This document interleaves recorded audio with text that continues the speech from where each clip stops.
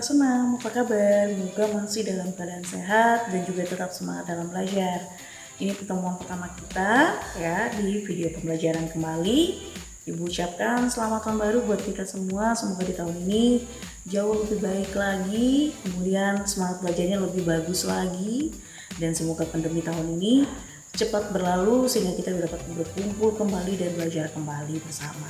Oke, untuk hari ini materi kita ya, untuk materi IPA silahkan kalian buka buku kamu halaman 13 ya, buka buku kamu halaman 13. Kita hari ini akan mempelajari tentang mengamati ciri-ciri masa pubertas. Oke, buku yang kita gunakan adalah buku 6F ya, 6F halaman 13, mengamati ciri-ciri masa pubertas. Kita perhatikan ya, manusia itu mengalami yang namanya pertumbuhan dan perkembangan, di mana pertumbuhan ini artinya adalah terjadinya peningkatan ataupun perubahan dalam bentuk, ukuran ataupun volume dari tubuh kita ya. Sedangkan kalau untuk perkembangan itu adalah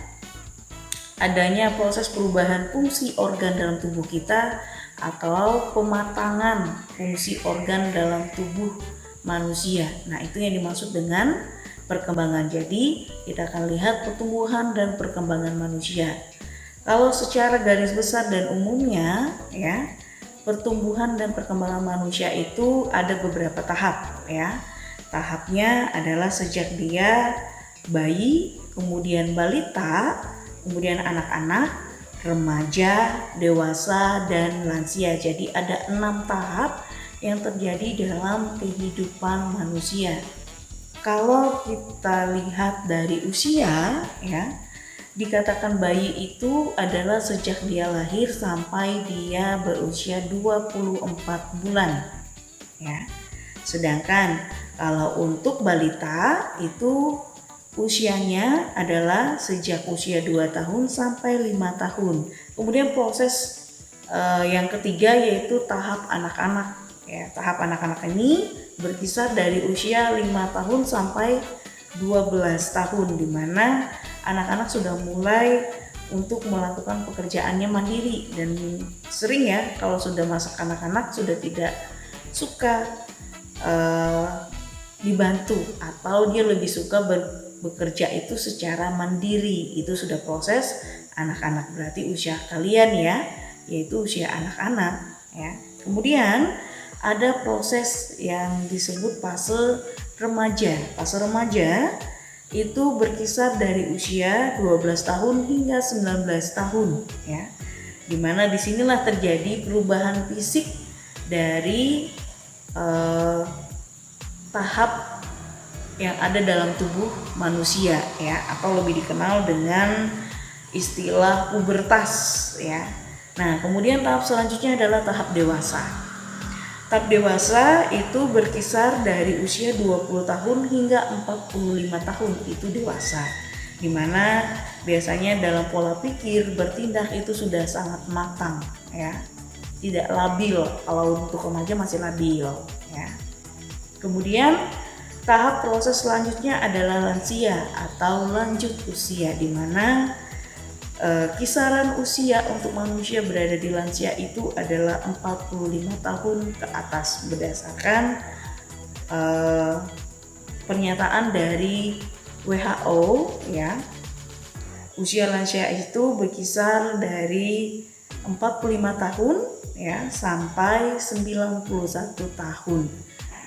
Nah, itulah tentang proses pertumbuhan dan perkembangan yang terjadi pada manusia ya. Ada 6 tahap yang sudah kita pelajari, dan untuk mengamati ciri-ciri masa pubertas ya, masa pubertas itu pada masa-masa remaja ya dia, dan kita bisa lihat perbedaan dari karakter ataupun ciri dari masa-masa pubertas itu terlihat tampak sekali ya, antara anak perempuan dan anak laki-laki ya. Dan kita juga bisa lihat perubahan dari karakter, sikap dan lainnya itu dari sifat anak-anak akan melangkah ke sifat remaja. Nah, di buku kamu di halaman 13 ya, di sini ada di halaman 13. Di sini ada gambar masa anak-anak dan juga masa pubertas, yaitu remaja. Nah, tugas kalian ya di rumah, kalian mengamati apa sih perbedaan dari anak-anak dan masa pubertas, yaitu pada saat remaja. Kira-kira dari fisiknya gimana, kemudian dari tampilannya seperti apa. Coba kalian lihat dulu, mencari ciri-ciri perbedaan antara masa anak-anak dan masa remaja, dan nanti kalian tuliskan di buku latihan kamu dan dikumpulkan pada waktu yang sudah ditentukan seperti biasa. Nah, untuk ciri-cirinya bebas, paling sedikit 3 ciri yang harus kalian tuliskan antara perbedaan gambar tadi ya, gambar yang anak-anak sama yang remaja. Nanti pada pertemuan selanjutnya kita akan buka dan kita akan pelajari apakah apa yang sudah kamu tuliskan pada latihan ini sudah tepat, sudah benar. Nanti akan kita lihat dan kita ulas di video pembelajaran kita selanjutnya. Oke, sampai di sini dulu pertemuan kita hari ini.